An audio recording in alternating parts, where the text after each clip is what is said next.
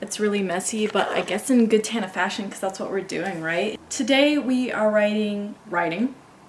We're talking about our response to Tana Mojo's video that she made regarding everything that went on. Everything that went on with MTV and her recent scandals and everything, and yeah, she just made a video about it. It was an hour and like 5 minutes long, and I watched the entire thing and I took notes and I kind of thought about my opinions. Now I know this is stupid and I normally don't do stuff like this on my channel, but I feel like because I've been on YouTube for like 6 years, and even though like I don't have a following, because I've been on YouTube for 6 years, I watch YouTubers and I've seen them over time, and I feel like I kind of have an opinion, an established opinion on how things go about on YouTube and YouTubers and over the years and stuff like that. First of all, I do want to say that I thought she looked really good. She looked like she's genuinely happy. I do believe her. That's what I do want to start out by saying. I do think she went through some things. I do believe she was at a low point, and then I believe that she's better now. And I believe she's been through a lot of low points. However, I do believe that those low points were provoked by things that she did and consequences that she has, and never really dealt with the consequences. Let me keep going. With every single YouTuber, I feel like they do something racist, right? Or they do something crazy terrible, or just, you know, stuff like that. They come up with an apology. It's all the same, you know, the whole I never thought I would have to make this video. And then they go on to talk about their hard past and a mixture of apologizing, and it's like, you said racist stuff, you know, just be like, hey, I said racist things and I apologize, you know, kind of talk about that and leave it at that, but don't bring up your past, because in all honesty, we've all gone through our shit. Some people go through worse things than others. I understand that, but I have gone through my fair share of things and actually related to like a lot of the stuff that she said, but I've never treated people the way that she did. So let's look at my notes so I don't get too off track. So she had past trauma, but like there's so many other people that didn't. She's going through depression and she wanted to kill herself, and I have literally gone through things exactly like that. I think my situation from her, I relate, but in the opposite way, because I'm not gonna get too into it because, you know, I love my parents. I literally just made a video about family, but my parents used to be extremely strict. I grew up Brethren church. It was a lot of, when I started wanting to wear crop tops in middle school and saying certain things and doing certain things, it was very frowned upon, and I felt so utterly wrong and disgusted in myself for wanting like basic human things. I wouldn't ever blame me saying, you know, like if I went on, like she's literally like said the N-word hard R like several times on videos. It's gone like viral on the internet, and like, you know, like things like that. Like I would never sit down and be like, guys, that was because of my trauma, because like, no, it was not. It was because you were being a bad person. This is gonna be very unorganized, but it's hard because I just have so many thoughts about it. I have my own things I've dealt with, and I haven't been public about all of them. Even some of my probably closest friends don't know about some of the harder things I've gone through, and it's tough to be honest, I will say that. But I do also as well have a lot of friends who have gone through their own traumas and own depression, anxiety. I know friends who have gone through way worse stuff than Tana has. Never have they treated public workers bad, said outright racist and homophobic things like on the internet, just like been like terrible people. I'm not saying that there's not people who do, but I feel like so many YouTubers come online and they're like, oh, my trauma, my depression, my bad time is why I did all those things. And it's like, I wish they would just own up for what they did, be honest about it, and then move on, instead of just being like, well, yeah, I had trauma and I was going through a dark time. It's like, no, you said the N-word hard R and we're calling people names and like being a hateful person, you know? And that's like, that's more older beef, but I'm just saying that's an example, because like Jeffree Star definitely did that. Like he threatened to throw acid on someone, called them the N-word, said they looked like a gorilla, all that stuff, went online and said he had a hard past and didn't grow up with a dad, you know? And that's just not really an excuse. So I felt like it was like a lot of excuses, and everyone just took her side immediately, and I knew that would happen. I feel like you need to process it more and understand like, hey, like I still love you for who you are, but you made mistakes, and I feel like that needs to be more brought to the front page. But the thing is, I'm not a fan of Tana Mojo. I don't love her. I don't hate her. So many things happened with her, you know, the N-word scandal and TanaCon and now this, and Jake and all that stuff. Like, there's been so many scandals with her, and I feel like her as a person is just like, yeah, whatever, it was my trauma, and then kind of moves on. But it's way more than that, you know? All of it was like provoked by her, you know? Like her issues, her problems, and I just feel like she doesn't take responsibility, and that's kind of frustrating to watch. And like, it's crazy how many people are just like her minions and latch onto her over time as she makes all these mistakes.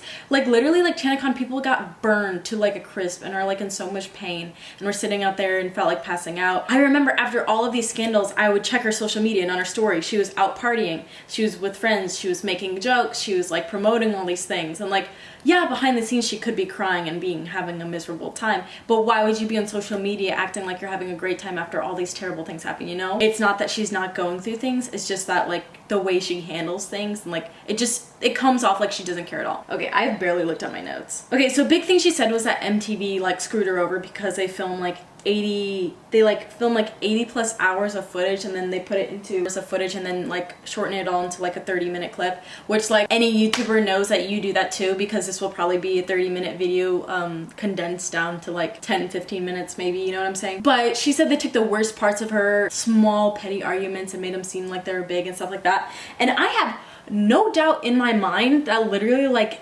every single TV show does that. I just feel like she should have seen that coming a little bit, you know? That's not to say that it's okay, but like pretty much every TV show doesn't care about the little guy and just wants to make it look like you got drama and you're doing all this stuff. Cause like one of the main ones I watch is like The Bachelor or like Little Woman LA, and it looks so drama filled, but in real life it could be like way less or like so overplayed, you know? That doesn't take back the stuff that still happened. One thing she said they would also like whisper things to them that kind of would start like fights, you know what I mean? Like the producers or something. I don't know. Which, like, I also believe that. Because, like, yeah, that seems like something they would do. However, I feel like if I was working on a show and a producer said something to me, I don't know. I can't really say, but I feel like if a producer said something about my best friend said to me, I feel like I would believe my best friend over the producer and come to them first and be like, hey, did this happen, you know? Versus just, like, starting a kind of argument about something a producer said. I don't know, that just rubs me the wrong way. But moreover, she still said those things, you know? She said one of the things is that she would never treat public service workers wrong because she grew up doing public service and like she grew up poor, and so like she wants to really respect those people because she believes that they have like, they do a lot for us, you know, and they like have like an important part in society, which they do, we all do. But that, okay, so the first thing I remember is her going to get her nipples pierced, or nipple, and her screaming the whole time, acting disrespectful, saying all these things. And they could have cut out pieces of you being nice, but it doesn't cut out the pieces of you still being in the wrong. You know what I'm saying? They could film me every hour for an entire week, and yeah, like they could record 80 hours of footage. I could say 5 terrible things and then millions of great things, but that doesn't disregard the fact that I still did those bad things. Her getting her nipples pierced, she was so immature, she was screaming, she screamed so much, oh my goodness. Like, you're 21 and I'm 20 and I'm better mannered than you, and I've been through my own stuff too, you know? Fuck did you say, mother? Fuck, hi, Jesus, take the wheel! You're ugly, you're fat, okay, sir, you're gonna fix my... But she said she treats public service so great, but it's like you obviously don't. And then at the doctor, she said that getting her blood pressure taken when it squeezes you, she was like, oh my gosh, this hurts so much, take it off. She said after that her and the doctor like laughed about it and were taking pictures and stuff, which also could have happened, you know, but it just like still doesn't take away from the fact that that is disrespectful, you know? That and like her being like, Jordan, stop asking questions, I just want to leave. The doctor recommending she stop smoking weed, and she's like, I'm not gonna stop smoking weed.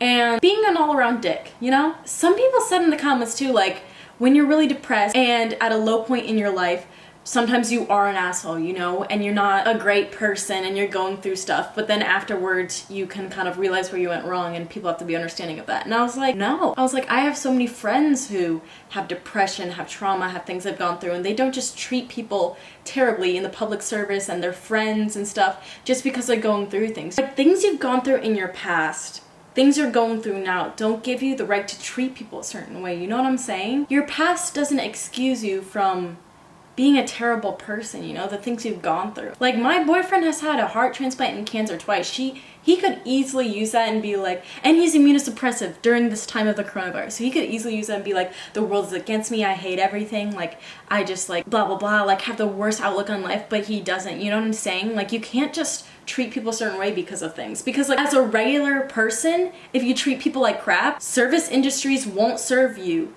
your friends won't be your friend. Your family will probably turn their back on you, or just like be really frustrated with you because you're acting a certain way because of things that are going on in your life. Like in the real world, you can't go to a 9-to-5 job and then come home to your kids and treat them like a dick because you've gone through things in your past and you're still going through things. That's not how life works. Everyone all of a sudden forgives her, and it's just like, you still did bad things, you said bad things, you've done bad things, and it just always seems like, oh well, trauma. You know, she even lied about the N-word situation and created it like it was this huge thing. Like, I can't imagine making a video on the N-word when I knew that I said the N-word publicly and I was a white person. You know what I'm saying? Like, I've made mistakes, but I'm not blaming it on my past. I would blame it on my character and who I was and what I was doing, and say that what I did wrong, where I did. I just have a feeling that if I was a famous YouTuber, because this is how I feel after being on YouTube for like 6, 7, 8, 9, 10 years, whatever. I feel like if I did something wrong, what I want to do is come on there, be completely myself, and just say, like, even like a layup, being like, this is where I went wrong, this is where I went wrong, this is where I went wrong, this is where I went wrong. Maybe I could say why, but does that excuse what I did? No. I went wrong and I'm sorry. That's what you do. I feel like it could have been a separate video of her maybe apologizing and then her also explaining what she was going through at the time, and just be like, I screwed up, you know? And she really needs to let go of that party girl aesthetic where she's always going out and drinking and smoking and having such a fun time and always acting like this stuff. Like, open up and be your true self. You can have fun times, but like, understand that. And like her, like, refusing to get, I don't know. And she said that eventually she doesn't have asthma. She still terribly offended everyone with asthma and who has like severe asthma. But apparently she doesn't have it, and it's actually like a really bad sinus infection. Either way, she was neglecting to take care of her health when she's in a place where she can, and she said she has trauma and that's why she doesn't want to go to doctors. But she still didn't explain how she gets cosmetic procedures then, you know? Because we know she gets Botox, we know she gets her lips done, she went and got her nipples done, you know? Like, she gets procedures, she's been in offices, she went to that ringworm place and everything was fine, but when she gets checked for asthma, it's a huge problem and reminds her of her trauma. So that didn't make any sense. I'm like, how do you go to places before? There's just a lot that I felt she didn't bring up, and she mainly just talked about either her past trauma or just what she was going through, you know, like that she was at a low point. Because we've all been at low points in our life. Most of us have multiple where we're just like, wow, it's really hard, things are hard. And while we don't go in it in the public eye, I almost feel like it's harder to not, because she's in a place of wealth, she can do what she wants, but a lot of people will be going through depression and suicidal thoughts and still have to go home and take care of a family and go to 9-to-5 jobs and even work multiple jobs, and they have to deal with that like in their heart and put it on the back burner. But she is out here in the public eye, but has a community and people she can talk to and be upfront about. I don't know, it's just like the whole way it was handled rubbed me the wrong way. Oh, also, getting your blood pressure doesn't hurt. You can be a more sensitive person, but how can you go and get lip fillers and Botox and like your nipples pierced and then say getting your blood pressure hurts? I also wanted to touch on Jake. A lot of that seemed weird. She was like, and it was hard because I looked stupid and I was going through my divorce in the public eye and blah, blah. And I was like, well, first of all, that wasn't even a real divorce. Y'all both admitted that you never signed divorce papers. And that it was a fake marriage and stuff like that. So it's just like, well, you didn't even really go through a divorce, and there's people that actually do. So I feel like that was stupid. It's also stupid that they planned a whole fake wedding and spent the money and all that stuff. It's like, you know, if you just want to burn your money on a fake wedding, why don't you just like give that to like homeless people? And then like the whole thing where she was like, oh, I didn't know that we wouldn't be a monogamous like marriage and blah, blah. And I'm like, but then like in the show it seemed like she did know, and she seemed like she was happy because she always talks, like before that she was in a polygamous relationship, and she said she wasn't ready to be in a monogamous relationship, and that like she was glad to be, like she just went really back and forth. And I was like, so did you know what you were getting into or did you not? Because I feel like you did and you just kept going with it. Like, all her scandals, I feel like everything that went wrong she could have taken care of, and it was her fault. You know what I mean? I don't know. And then at the end, she was kind of like, and this is all stupid drama, and now I can care about my health, and actually, and I was like, but it's not stupid drama, though, because you're hurting, like, thousands of people who are affected by these things, and you hurt, and you just kind of go on like nothing happened. I know in a month, no one's going to be talking about this, but it's just frustrating. So anyways, I think I'm going to wrap it up there. I don't hate her again, because, like, the whole cancel culture thing is kind of dumb. Do I follow her and like want to support her, no. And I think at least before people would, they should consider kind of everything. And I feel like people are so quick to forgive her, but I feel like a lot of people need to like think about things and be more intentional with your thinking and who you're following and stuff. And like especially younger audiences, because like they're younger people who look up to Tana, and it's just like to see that is just rough. So I guess my closing statement would be that you can't blame being a bad person on trauma or what you're going through. I think that's pretty much bottom line statement. I'll have more lighthearted videos later, which like I wasn't even in a heavy heart, but I just feel like I just had a lot of things and it's great to get them off your chest. But thank you guys so much for watching. I'm Chicken Queen. This is Lightbulb, and have a good breakfast. Bye.